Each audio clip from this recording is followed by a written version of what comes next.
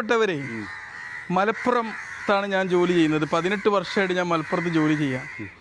ഇതുവരെ എനിക്ക് ഇവിടെ ഒരു മനുഷ്യരോട് മോശം പെരുമാറുന്ന ഒരാളെ കണ്ടിട്ടില്ല. ജാതിയുടെയും മതത്തിൻ്റെയും ഡിസ്ക്രിമിനേഷൻ ചെയ്യുന്ന ഒരാൾ. ഇത് നമ്മുടെ പ്രിയ സുഹൃത്തായിട്ടുള്ള ഒരു മലപ്പുറത്തുകാരനാണ് ചന്ദ്രേട്ടൻ. ചന്ദ്രേട്ട, നിങ്ങൾ ഈ ജില്ലയിൽ ജീവിച്ചിട്ട് നിങ്ങൾക്ക് എന്താണ് ഇപ്പൊ തോന്നുന്നത്? ഇവിടെ ബുദ്ധിമുട്ടായിട്ട് തോന്നുന്നില്ല. പിന്നെ മറ്റു മതസ്ഥരായ ഒരുപാട് ആൾക്കാർ നിങ്ങൾക്ക് ഉണ്ട്, സുഹൃത്തുക്കളൊക്കെ എല്ലാരും ഒരേമാതിരി തന്നെ ആണ്. നിങ്ങളൊരു ശ്രീനാരായണ ഗുരുവിനിൽ വിശ്വസിക്കുന്ന ഒരാളുകൂടിയാണ് അല്ലെ? ശ്രീനാരായണ ഗുരു നമ്മൾ ഒരുപാട് ബഹുമാനിക്കുകയും ആദരിക്കുകയും ചെയ്യേണ്ട ഒരു മനുഷ്യനാണ്. എല്ലാ മതത്തിനോടും പണിയെടുത്ത ആളാണ്. അല്ല, നിങ്ങൾക്ക് അങ്ങനത്തെ നമുക്ക് ബുദ്ധിമുട്ടായിട്ട് തോന്നി ഒരു നിങ്ങളിപ്പോ ഒരു സ്ഥലത്ത് ജോലിക്കൊക്കെ പോവാണെങ്കിൽ നിങ്ങളൊരു ജോലിക്കാരനായിട്ടാണോ പെരുമാറുന്നത്, നല്ലൊരു വീട്ടിലൊരു അല്ല ഒരു അംഗമായിട്ടാണ് പെരുമാറുന്നത്? അതൊക്കെ മലപ്പുറത്തിന്റെ ഒരു സൗന്ദര്യമാണ്.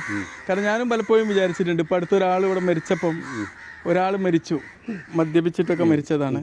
അപ്പൊ അവന് ഒരുപാട് കടങ്ങളും വീടുകളൊക്കെ ഉണ്ടായിരുന്നു. അപ്പൊ അവന്റെ ഭാര്യയുടെ അച്ഛൻ ഇവിടെ വന്നപ്പോൾ എന്നോട് പറഞ്ഞൊരു കാര്യമുണ്ട്. ഈ നാട്ടിലെ നല്ല മനുഷ്യന്മാരുള്ളതുകൊണ്ട്, അതും മറ്റൊരു സമുദായത്തിൽപ്പെട്ട ആൾക്കാരുള്ളതുകൊണ്ട് അവന്റെ കടങ്ങൾ വീട്ടി അവർക്ക് വീടുണ്ടാക്കി കൊടുത്തു എന്നാണ്. നല്ല വീടാണ് കയറ്റി കൊടുത്തത്. അതെ അതെ, അതൊക്കെ നമ്മളിവിടെ കാണുന്നത്. അതുപോലെ ഒരുപാട് പേര് പറയുന്നത് നമ്മൾ കേൾക്കാറുണ്ട്. ഇതൊക്കെയാണ് യാഥാർത്ഥ്യങ്ങൾ.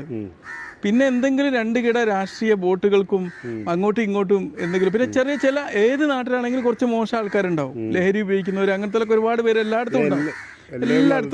എല്ലാ മതത്തിൽപ്പെട്ടവരുണ്ടാവും. അവരെ മതത്തിൽ പെടുത്താൻ പാടില്ല.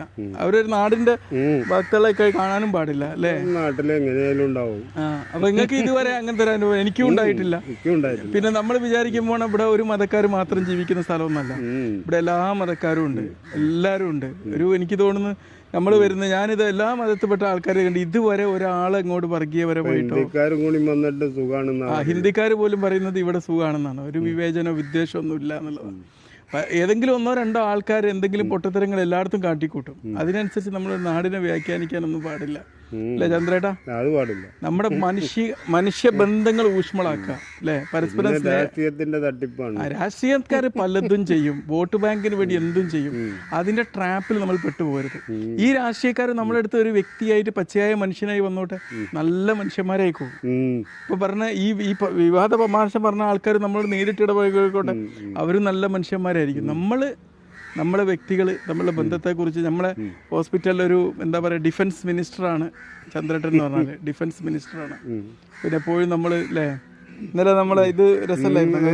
ഇന്നലെ നമ്മള് ഭക്ഷണമൊക്കെ വാങ്ങിയപ്പോൾ ഞാൻ ചന്ദ്രേട്ടനോട് ഷെയർ ചെയ്തു. ചന്ദ്രേട്ടൻ എങ്ങനെ ഉണ്ടായിരുന്നു? മധുഹൂദ്